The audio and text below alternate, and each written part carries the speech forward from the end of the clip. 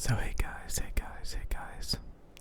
I wanted to talk about how a long time ago, honestly the first time I took an MBTI personality test, I was an INFJ.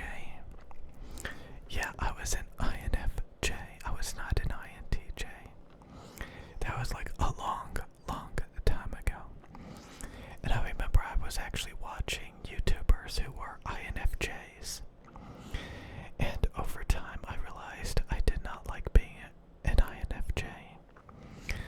I mainly did not like being an INFJ because of the F in INFJ. Introverted, intuition, feeling, judging. Back then, I remember thinking very emotionally, especially about relationships. Thinking that you could talk things out, that you could bond with people. Just this very feeling, emotional thing. And over time, I met enough people that were cold, that did not care about such things. And I started to realize that feeling was a weakness. And some people don't believe you can change your personality type, but it changed pretty quickly when I made that realization that all of this feeling, all of this, stuff was, it was like misguided. It was wrong. And then the next time I took the test, it was an INTJ. And I took the test again, and it was INTJ again. So I went from INFJ to INTJ over the course of 5 years or something like that. And it had to do with a lot of, just dealing with people and, reflecting on what a INFJ actually is. And my mind was able to transition from an INFJ to an INTJ. And it never went back. And, lately I've been dealing with a lot of INTPs. Introverted, intuition, thinking, prospecting. INTP, prospecting instead of INTJ, judging. So that last letter, prospecting or judging. Prospecting tends to be broad. They tend to expand their horizons. They look for new things. They're not happy with being pigeonholed into a very narrow, consolidated perspective. Judging INTJs like to narrow in on perfection and a end goal. They don't like all the middle stuff. Say you want to get from point A to point B. You want to accomplish a goal. You don't care about the journey on the way there. You just think about that end goal. People that prospect actually care more about the journey than the end goal. And it's a very unique way of thinking in comparison to a judging personality. My wife is a INTP, and honestly, it was very beneficial to realize that she can help me. She's basically like this huge database, this huge library of random fun factoids and information. And I can go to her to get ideas and to bounce things off of each other. I can pick and choose from this huge, pool of information. And I think honestly a lot of this has a lot to do with how good is your memory. I think people that have a really good memory that can, pull in a lot of information and retain it tend to be more prospecting. And people that have a bad memory, a poor memory, they tend to forget things easily.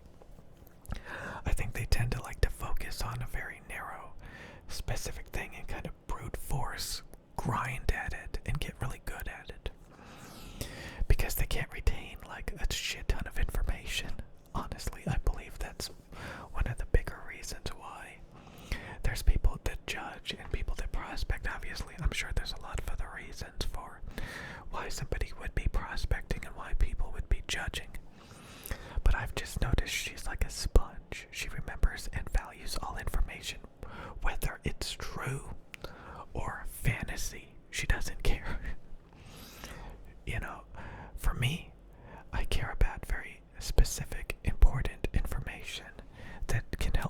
reach a end goal that I can utilize, usually for profit and stuff like that. But I'm not very good at like finding new things to focus on or being open to a lot of things. So when I think back about like my favorite stuff or the things that I focused on growing up, it was very narrow and consolidated and hyper fixated. I didn't get bored easily of a particular thing and look for new things. I would just grind and hyper focus a little too much. And, you could argue it's very obsessive. And it leaves you very underdeveloped when it comes to all of these other varieties of things out there.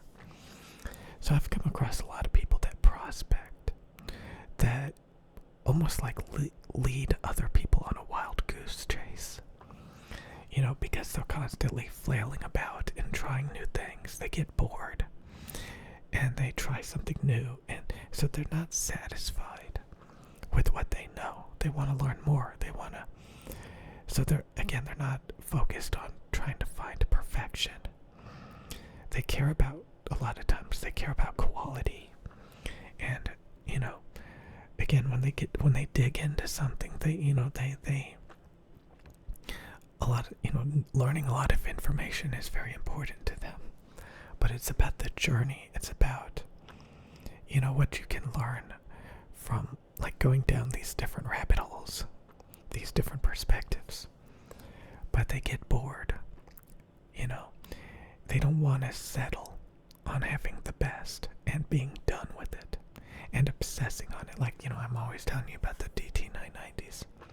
And I've been doing it for years because they're the best.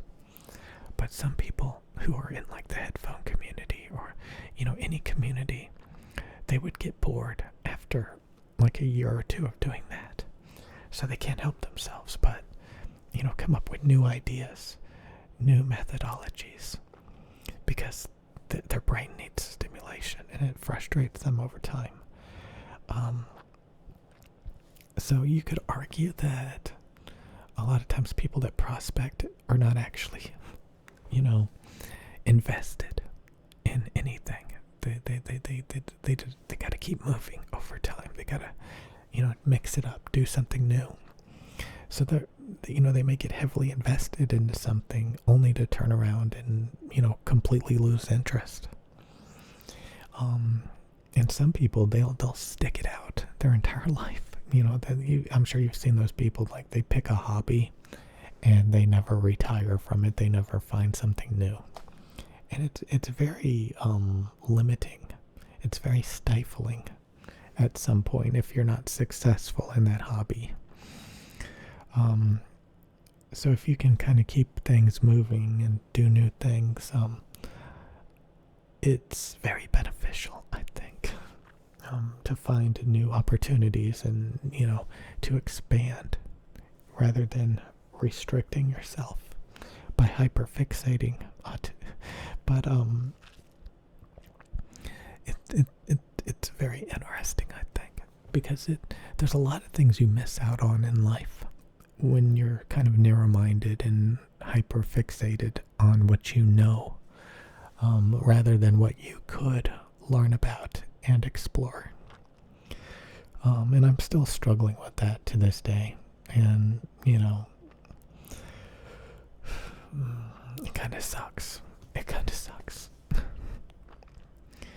And I think,